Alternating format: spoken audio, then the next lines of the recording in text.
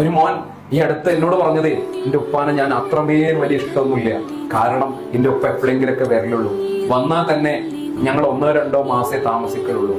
ആർക്ക് വേണ്ടിയാണോ അവര് ജീവിക്കണത്? അത് തിരിച്ചറിഞ്ഞിട്ടുണ്ടോ? ആർക്ക് വേണ്ടി അവര് ജീവിക്കണത്? നമുക്ക് വേണ്ടിയാണ്.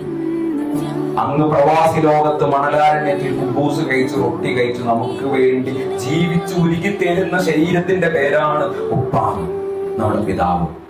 നമുക്ക് വേണ്ടി നമ്മുടെ വിജയത്തിൽ ആഘോഷിക്കാൻ പോലും സമയം കിട്ടാതെ അവരങ്ങനെ നമുക്ക് വേണ്ടി വെയിൽ കൊണ്ട് ഉരുകി തീരുക.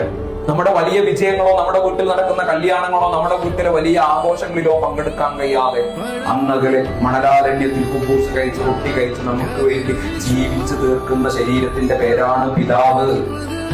ഉച്ചകളോ നമ്മളുടെ അവിടെ നിന്ന് കിട്ടുന്ന പെട്ടിയിലേക്കല്ലേ നമ്മുടെ ശ്രദ്ധ? ഒരു ദിവസം പെട്ടിക്ക് പകരം മറ്റൊരു പെട്ടി വന്നാലോ? ആലോചിച്ചിട്ടുണ്ടോ? നിങ്ങളിങ്ങനെ കരയുന്ന നിങ്ങളുടെ കണ്ണിൽ നിന്നുള്ള കണ്ണുനീരിന്റെ തെളിവെന്താണെന്നറിയോ? അമ്മയോളം നിങ്ങളോട് ഇഷ്ടം കാണിക്കുന്ന ആളെ പേരാണ് ഉപ്പ.